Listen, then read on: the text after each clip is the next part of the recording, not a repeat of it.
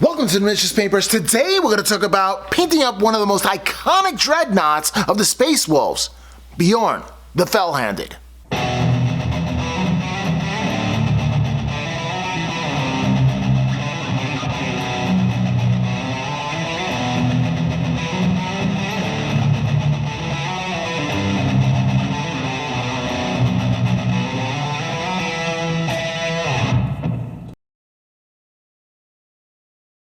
Alright, welcome back. Okay, so we're going to start off with some cold gray after we've primed the miniature all in black. You can use just about anything to prime it, but I like to use Stylo-Res to prime my miniatures, but that's just my personal preference. You can use rattle can or other kinds of things. Okay, so now for some Snowwhite to add some highlights, extreme highlights on the top of that after the cold gray. And this methodology I use for all the colors for all my Space Wolf army. So I kind of have it uniform, where I do the same process over and over again. It's sort of like just a base, like a cooking base. In my Puerto Rican family, on that side, you have a cooking base, cilantro is called recao, and that's what you use for a lot of the majority of the dishes to give it that Spanish flavor. Well, this is the base for all my Space Wolves, to give it that Space Wolvian flavor. That's right. Alright, so extreme highlights, zenithal highlighting is something I employ. That means the light's coming from the top. That means the lightest parts are from the top. I'm doing it from a 12 o'clock shadow. And then we're going to go for a heavy blue-gray. It's kind of light. I'm just kind of blending in the extreme white to the cold gray kind of and coming with an intermediary, and just getting the blends just right. You do this so easily with an airbrush. I mean, it's not completely easy. It's not going to paint itself or anything like that. You do have to keep in mind with an airbrush there is some skill that you need to adopt. Okay, so Wolf Gray, and this is more of a glaze that I'm going to put all the way through. Wolf Gray is really great. It's really great color because it just embodies the Space Wolf color, in my opinion, holistically. So, this is what I'm using. I just don't go for just one color and that's it. I kind of build it through transitions. I think it tells a story. Okay, Werewolf Gray. Werewolf Gray. Okay, so this is just the thin glaze again with the Werewolf Gray, and Werewolf Gray, it goes all over the model. There's that blue, that iconic blue from the Space Wolves, and you really see it pop when it comes to this. Now, I'm building in sub-assemblies, and I usually start with just this one major piece, the feet and the legs, and that's what I go. Okay, so now for black, I'm hitting in black with all the areas that I generally want either black as it is, or any kind of like metallic or something like that, kind of any steel or anything like that. If I was painting in gold, I would hit more of the browns, and if you want to paint gold, go for more of the browns, but more of the chords or anything like that I wanted to get black or anything in the darkest color. I kind of wanted to get that out of the way first before I progressed through the entire miniature. So this is again my process, and this is how I break it down. I'm not claiming to say I know the right way, but this is the way that works for me. Alrighty, let's talk about magnetization a little bit. And when I magnetize a piece, this is the first piece I've ever magnetized, you have to kind of get rid of the contact points like you saw before. Those contact points they're going to obstruct the miniature from coming in and out of the model. So next up, what you need to do is you need to mark off, and I use a micron pen, I need to mark off where you want the magnet to be on both the item that's connecting as well as the item that is connected to.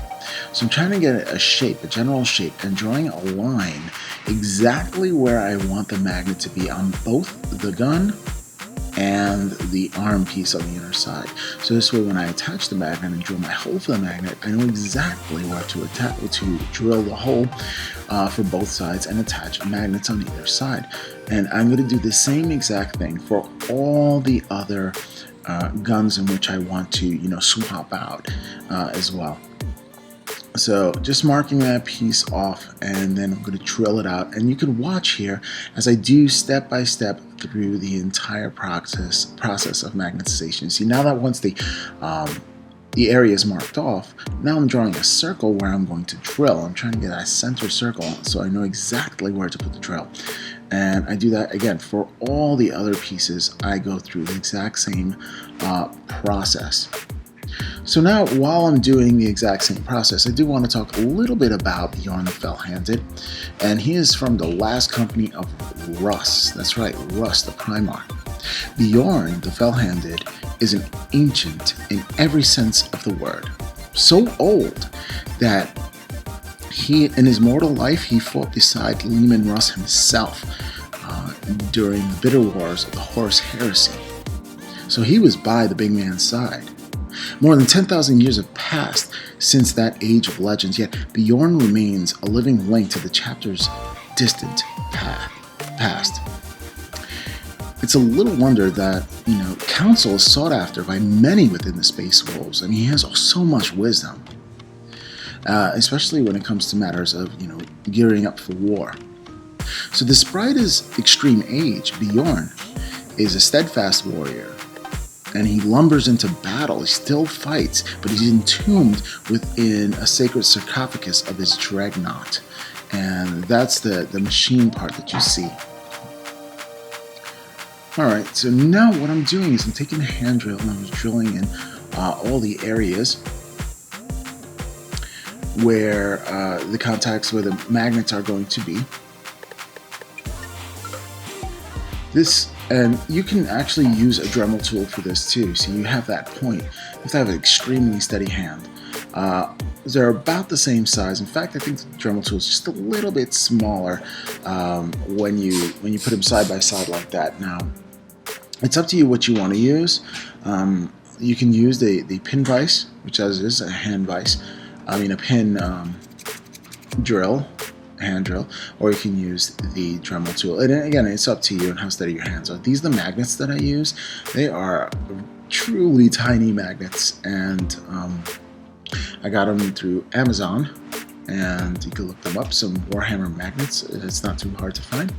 So this is what I'm going to do. I'm going to drill these out with the contact points, and there it is. I've drilled them out, and I've attached the magnets right there, and I'm going to test to see if it actually works.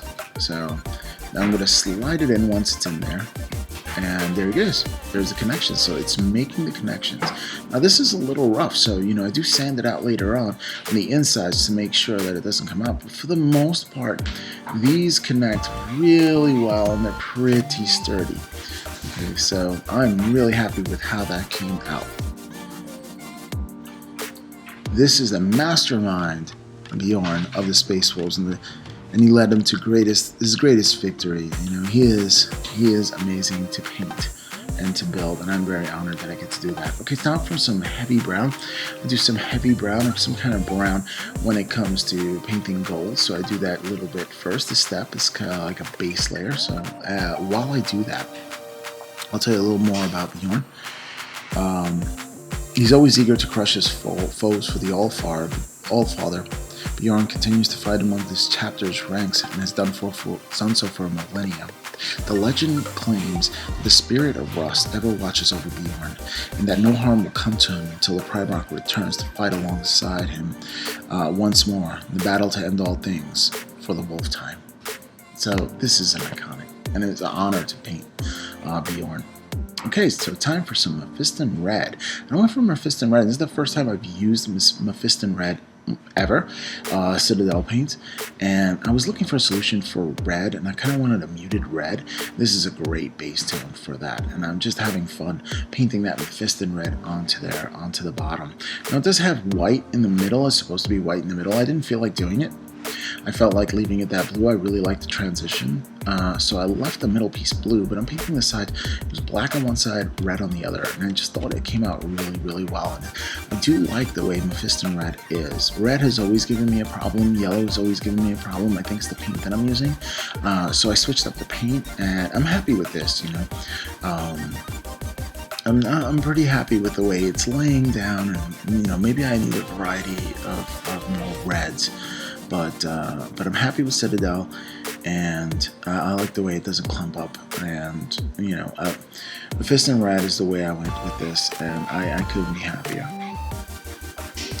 Alrighty, so now we have Evil Sun Scarlet, and I am just trying to bring up that Mephiston Red, which is muted, and I wanted to just like give some highlights to certain areas, sort of like, you know, the tips of where the red is meeting that blue there, and on the side, and just you know, kind of glazing things in, just bringing up a little bit of a transition there, and hitting just various parts.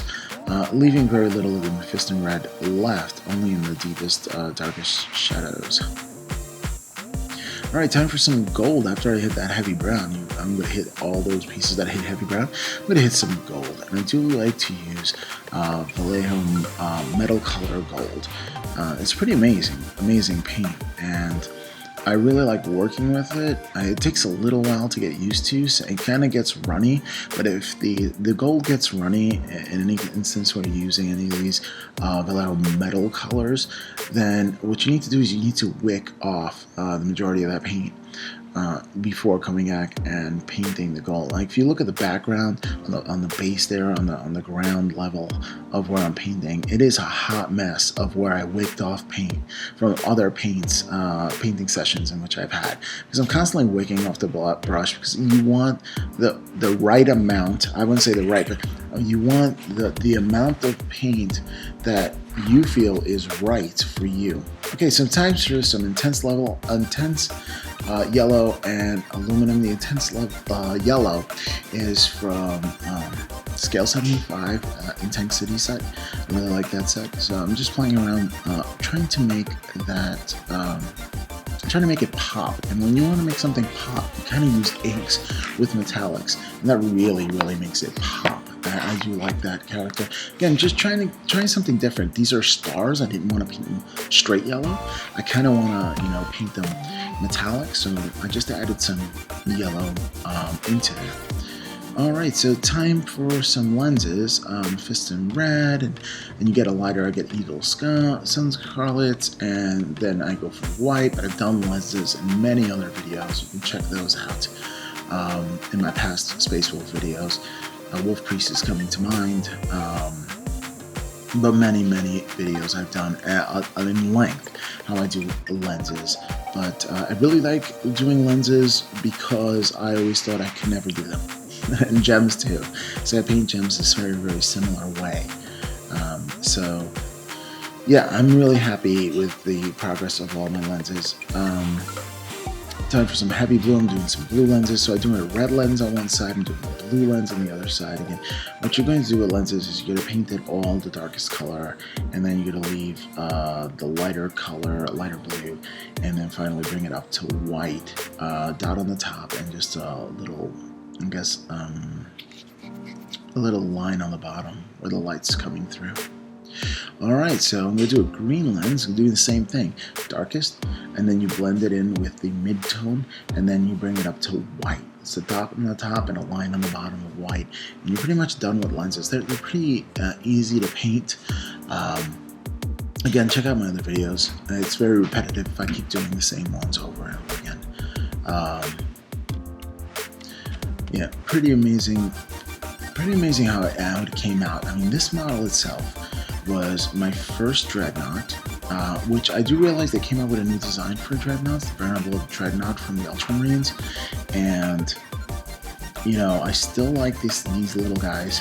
It's pretty awesome because the detail is so packed in there, and then they're so they're easier to store, and they're easier to transport for a gaming table. So I'm not hating on the small Dreadnoughts. I mean, some people are like, oh man, they're just so old. I think they're iconic, in my opinion. I still have them. I'm enjoying painting them, and I'm going to enjoy when I paint the larger ones as well.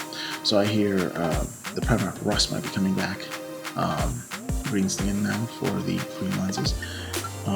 I hear the Primarch Russ is coming back, and I am so excited. I mean, the head of the Space Wolves is making a comeback, and he hasn't been present ever in this game. And when did Warhammer came out? 1975? Since 1975, there was not a Lehman Russ, and now, in 2018, he is coming. So, you know, that is about as old as I am. And 43 years for people waiting for a really, really nice. Now, you can say the Forge World model, and they do make a Forge World model, which is a heck of expensive, and I'm not touching it. But, you know, I'm not going to any independent other places to get my models. I like Games Workshop. I'm sticking to Games Workshop in the end when it comes to playing Games Workshop. Now, that being said, this is a caveat. I'm not crazy about Forge World only because the quality of their miniatures and the way the fit and finish is I'm not happy with. If I'm going to pay additional money for a beautiful model, I want it to go together well. I want it to look amazing, and you know, I want it to be amazing. I don't want it to be for experienced modelers, which is only a cop-out saying that we produce the things, you know, one cheat. You know what I mean?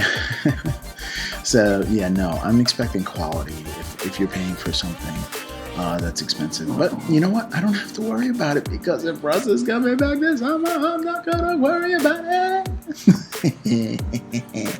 Oh gosh, my wife's looking at me. God bless her. So yeah, that's happening, and I don't know. There's going to be a release of a codex. I think they're going to have a box of Space Wolves coming out. I mean, it's just all on. The whole Legions of Nagash thing is happening, and Malimportance is happening around Nagash. And you know, I'm a Nagash fan too, so there you go.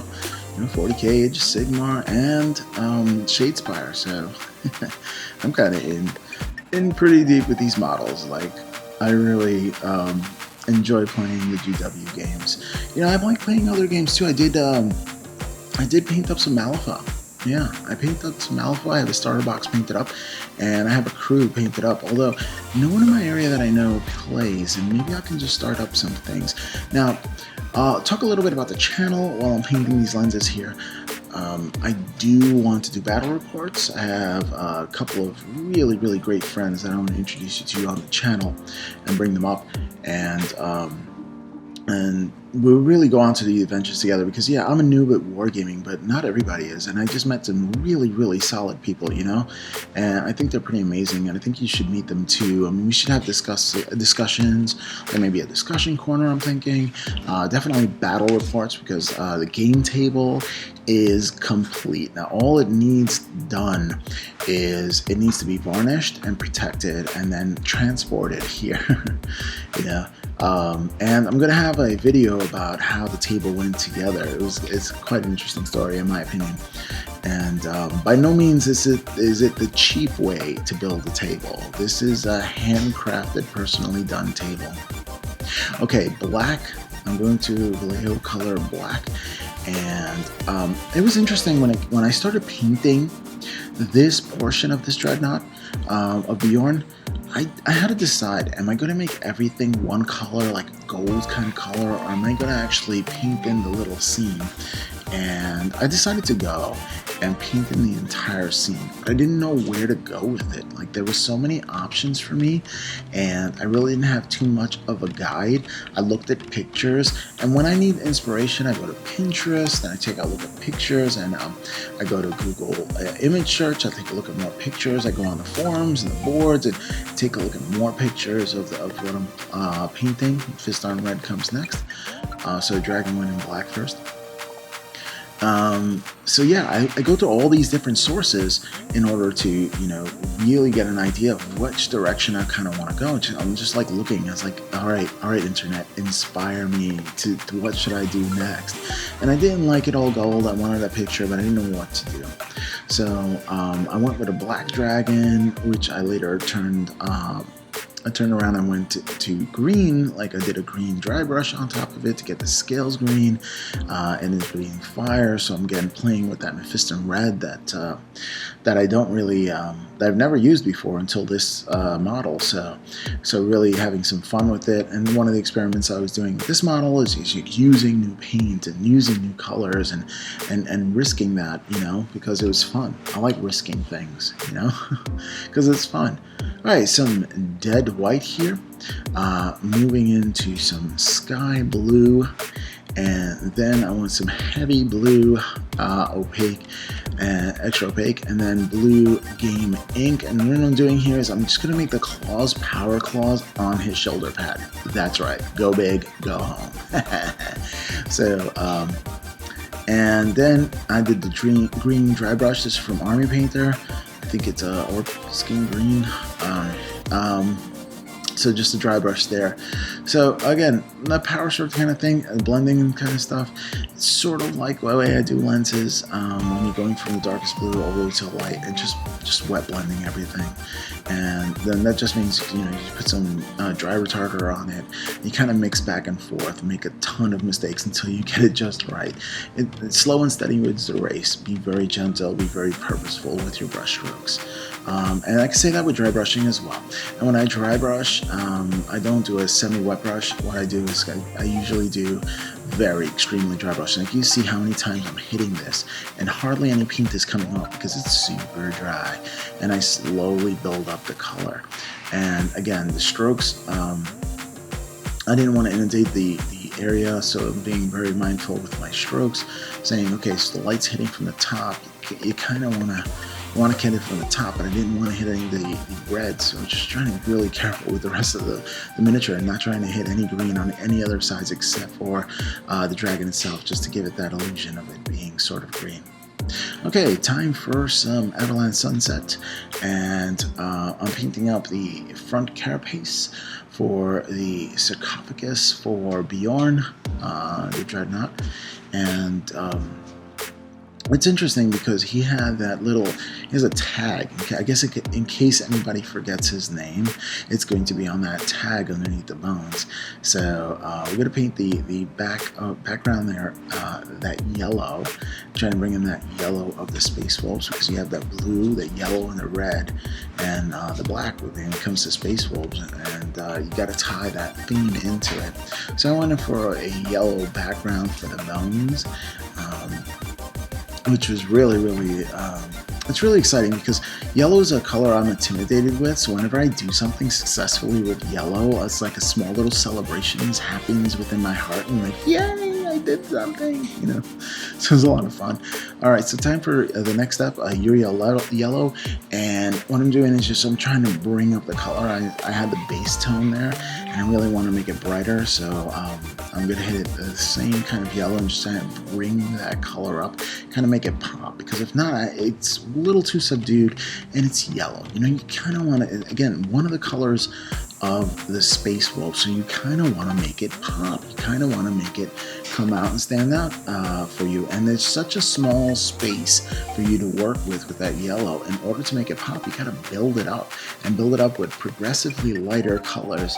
So this way, you know, when you paint a bright color over a darker color in the background, it kind of just it subdues it. It kind of mutes it, and it doesn't. It loses that. It has a lackluster pop.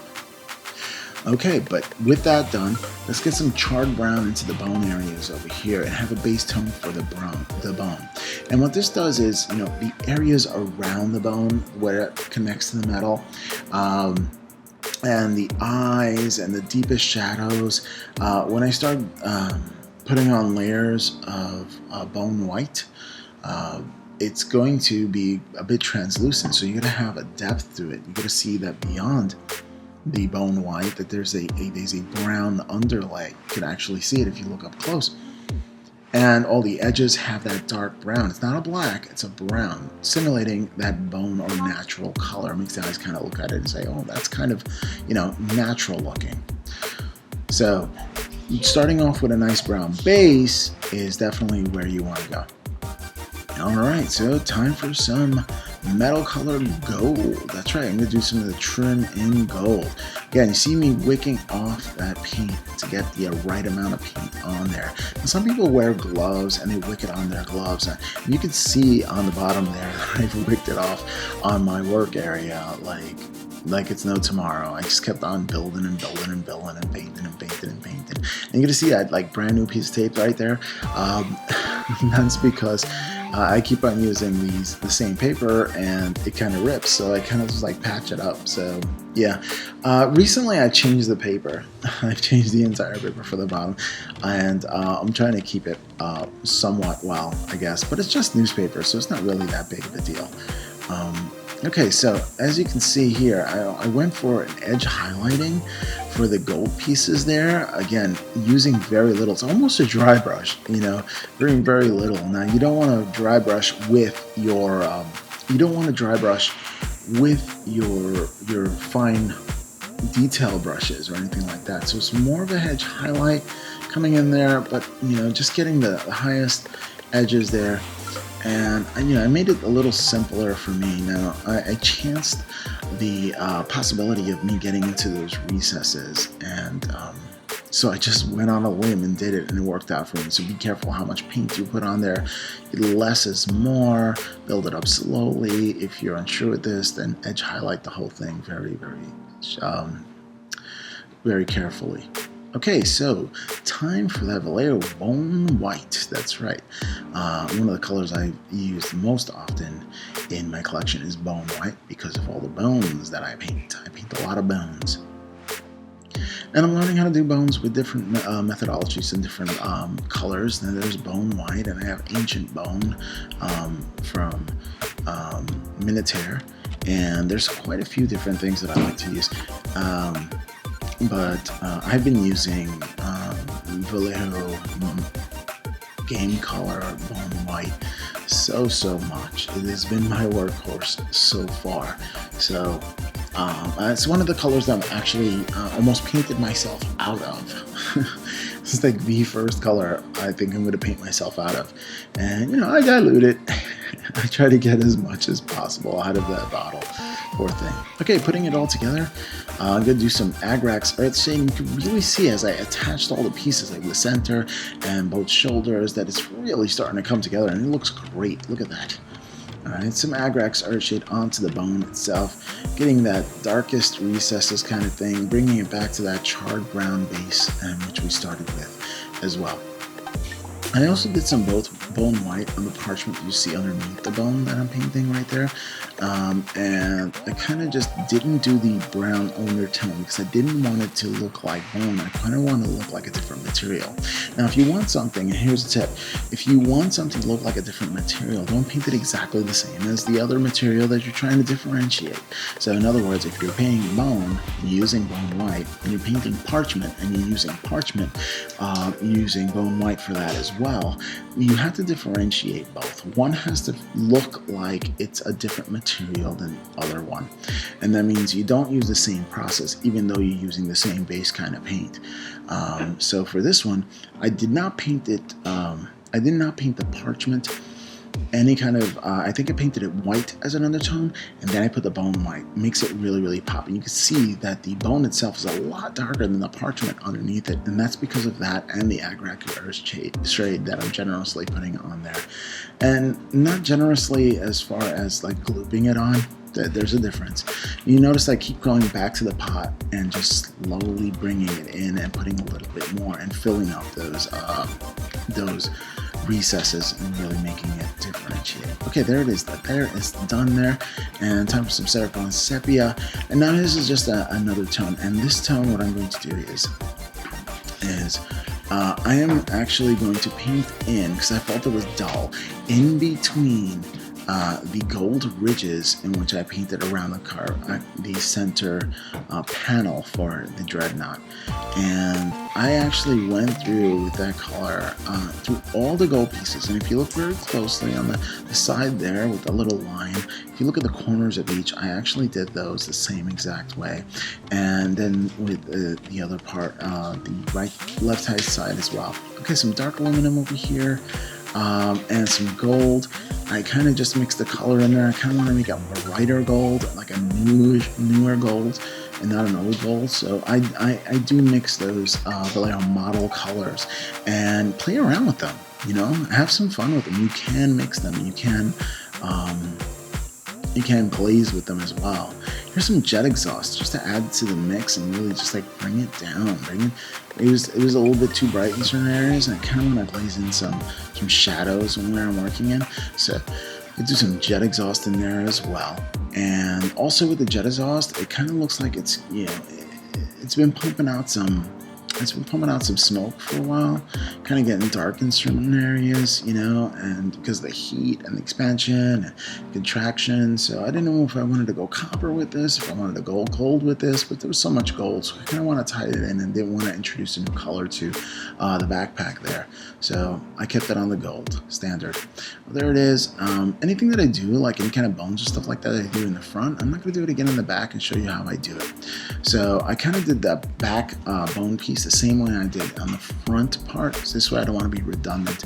And I also did the yellow over here for the lion in the exact same manner itself. And the stars are the same way, where I added ink to the metallic color to get the stars on the side of his arm. Alright, some jet exhaust model color. I'm just getting in there with the flamethrower, and I'm going to tell you how I do all the weapons as well. I paint each one individually, and this is the thing when it comes to magnetization. You're kind of using all the parts that come, well, trying to use most of the parts that come with the miniatures, at least when the weapons are concerned. So yeah, you just don't paint up one, you paint all of them up, because whenever you want to change up, you'll have that other weapon just painted and ready to go on the battlefield to switch up profiles. And that's a lot of fun because you can adapt things. Okay, some blue ink just to show that this gun has been fired many times. And I use ink to create shadows as well. I like inks on metallics because it's glossy, so it doesn't lose, like if you put a shade on it, it's going to lose that shininess, and it's metallic, so you kind of want it to shine. So I'm doing blue on the tips, showing that this gun has been fired. I do drill out all the barrels to my guns. I recommend you do. That has some realism to it. Because you look at a gun and you're staring at a gun and it's just like a flat panel. It's like, what's going to shoot out of there? It's just a flat panel. This is a fake gun. And it just ruins the illusion that this is metal. It's not metal, it's plastic. But if it looks like metal, then your mind reads it as metal. It's like, oh my gosh, you got a little metal piece on there. I'm like, nope, it's not metal, but thank you. Thank you. I sold the illusion well enough that you believed it was. And I think as a miniature painter, as a painting artist, you kind of want to sell effects. Like, we all know this is plastic, and it looks like some kind of little metal dreadnought walking around that was been painted. And if you could sell that effect, then man, that's impressive, you know? Okay, some Seraphim Sepia in there, and I'm being very cautious with Seraphim Sepia right at the ridges of the blue. And this is where the weapon actually just like kind of just dries out. It's like it's starting to turn, it's been burnt, it's marred. It was looking a little bit glossy with the ink. So I kind of wanted to tone it down a little bit. Now, I go back and forth with a lot of these models, and I just keep going back and forth until I'm happy with it. And you need to find your own sweet spot where you're happy with your painting. So you keep going back and forth. And again, there's no really that wrong of a way to do it. I mean, especially when it's your model. Okay, so time for some, I had that again, the firing effects on these things. Now time for some bone white on the teeth. I think they're teeth. I hope they're just teeth. I don't know. I don't know where they get the teeth from. It's like, hey, wait a second. That's a tooth I can add to my weapon. Let's do it. I don't know why they thought about collecting teeth. I mean, it's possibly maybe a long fang in your ancestor, and they die. You take their teeth, their fangs, and then you put it on your weapon for good luck. That sounds like a good idea. See, I'm making up narrative as I'm painting. Let's go. GW, you're on this, right? For the new codex. Alright, bone white again. Brown. I'm going to do the parchment. So you notice that usually I put some white in there first, but this one I didn't even do that. I just went straight to bone white, and I'm doing the parchment there on the hand itself. Now, I actually write on that hand the fell-handed on that and the claw hand, and nobody ever notices that. You have to look really, really closely, but I noticed it and I know it's there, and you're gonna know it's there soon enough as well.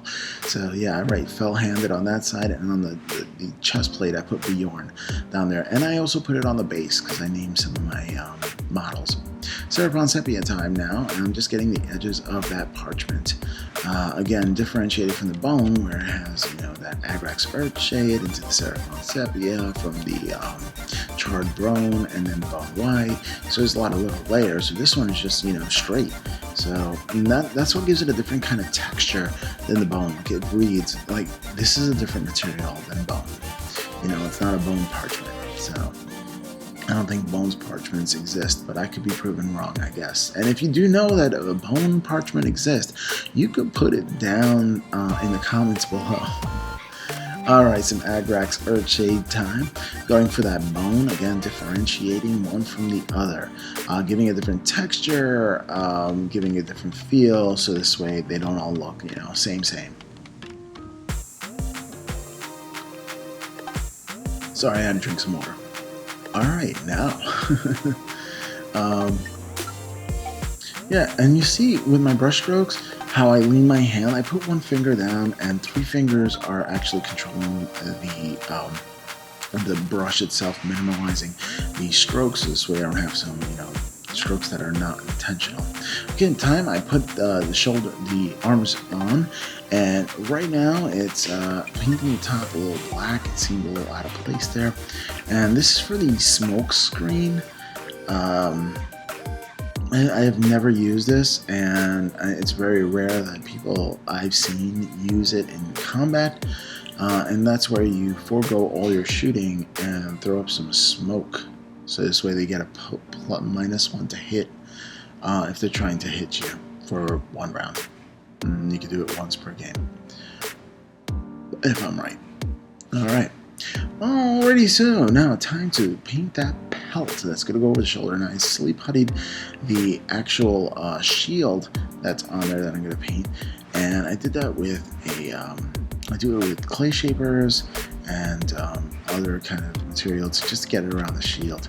So we're going to start off with a base of muddy brown, and this is exactly the same way that I did my Fenris and wolves.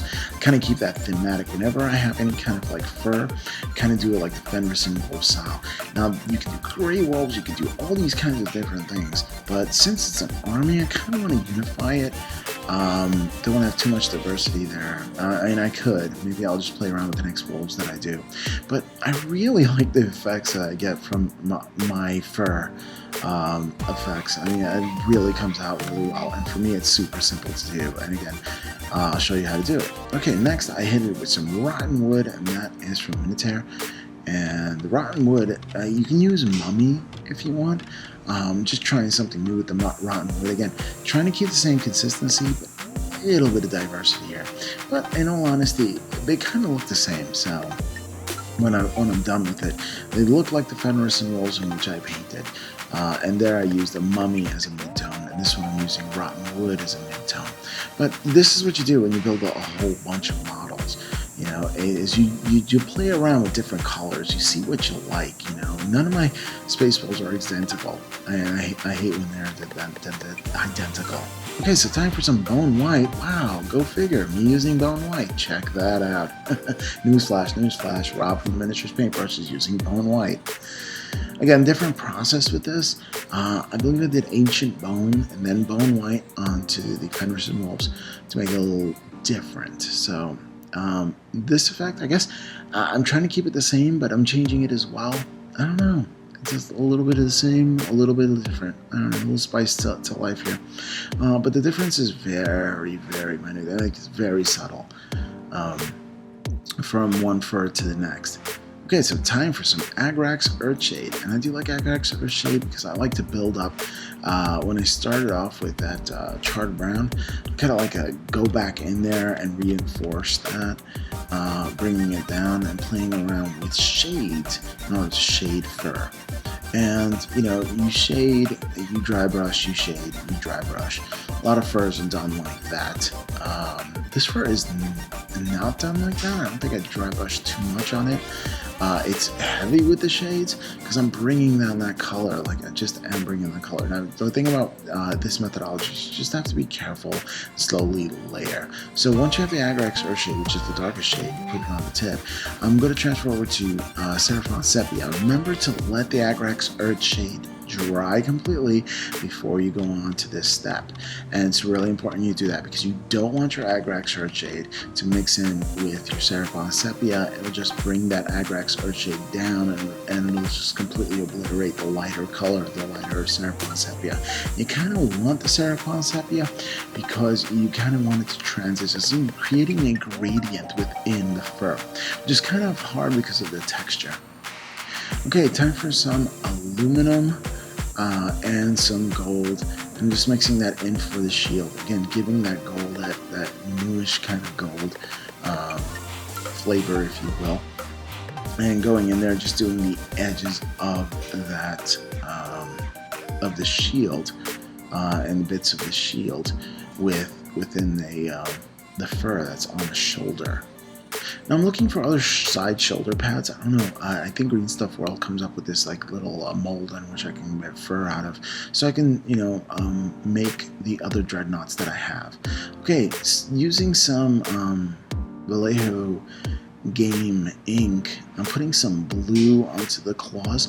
So one part I didn't show on this is that I painted the middle of each claw with a white, and not bone white. I think it was a Snowwhite from Vallejo color, but you use any game color, but you can use any white. And then the edges of that, on the edges of it, I'm coming with that blue ink, so it's giving that icy feel to it. Again, I love starting to work with inks and playing around with inks and getting different effects from inks, because inks itself are so highly densely pigmented that you don't need a lot of it to really bring up the color. And the colors that you bring up, especially with an airbrush, the transitions are slow and they're easily worked in, where you can just slowly bring up the color to exactly the point where you want it. The whole secret behind that is knowing where you want it. Know that these things dry a little bit more subdued than they are when they're wet, because when they're wet they're glossy and they kind of shine back, and then that's going to disappear too on that finish. It's going to look a little bit different when they dry. There it is, all dried up, some dead white now, and just going in and reinforcing some of the highlights here, getting that edge highlight throughout all the claws. Very, very important when it comes to icy effects. You want that white, that blue to really shine through. So you're gonna let your true colors shine on your claw. Alright, for some reason this claw has one stubby claw and 3 long claws. I'm thinking maybe the one stubby claw is a thumb. I am unsure about that. Okay, time to play around with the base. I'm gonna do the basing for Space Wolves. I do this basing for Space Wolves tutorial I'll put up here in the card so you can check that out. Okay, so I use the same methodology. I'm using Green Stuff World skulls and just some rocks that I found from a gravel driveway that I picked up and cleaned up for my use. And I also use some regular finely grit road gravel that I found from the side of the road that I picked up, and I'm using it for my basing materials, which is pretty awesome. In fact, recently I went on an adventure and picked up a whole bunch more for my friends. Alright, so over here we have some modeling paste that I like to use. And you can use modeling paste from Liquitex, or you can use wood filler. That works as well. And then these Citadel skulls, which I really like these Citadel skulls. I ordered 2 of them, 2 boxes, so this way, they're going to appear in my work. And we have some caulking from a corkboard, caulkboard board that I picked up at, I believe it was Walmart. There you go. Alrighty, so time to work on getting the right placement for this Space Wolf. Again, you want to see me do these. I'm putting it on the way I always put on my Space Wolf bases, which is I take a nail and I cut the nail, and I drill with the Dremel, and I put it into the model itself, and I drill it into the hole and fit the hole, and then I take a nail and I put it through the caulking of the basing till it hits the plastic, bring it back up, and then I do this process here where I put the cut piece of nail into the foot of the model, with some glue, and then I glue the other side, and then where I recessed it before with a nail is exactly where I'm going to put the Dreadnought. All this stuff was done pre-hand, and again, you can watch that basing video that I put in the card, and you can see exactly how I did it and how I painted these bases. They're pretty uniform in how I base them, and that basing tutorial for my Space Wolves has 3 different options in which I use to varying effects for my entire army. So you can see how I do it. If you want to get similar, you want to add your own flair to it, you can do it any way you want. But yeah, there's no real secret behind this stuff. It's kind of simple once you get the idea behind it, and once you see it step by step. Once you do it like your first 2 or 3, it becomes super easy and just routine. Recently somebody commented on one of my videos saying why I put so much effort into each one of my armies, because, well, honestly, I'm not on the deadline. Like, I don't paint to a deadline. I paint and lavish every model that I put together because I'm improving as a painter, and I really like it. I like spending time and making these things come to life. Now, some people are not like that, and they just want to play the game, and that's cool. That's your thing, but I'm not like that. So if a model takes me a while to build, then it's just going to take me a while to build. The thing about doing these kind of models, however, is first use Zip Kicker, and as you see on the board, and second, the things with these models are that they have so much detail, and it's just so much fun, and I don't care how long it takes me to put together an army. I do want like a display quality army and bring it to field and have some fun.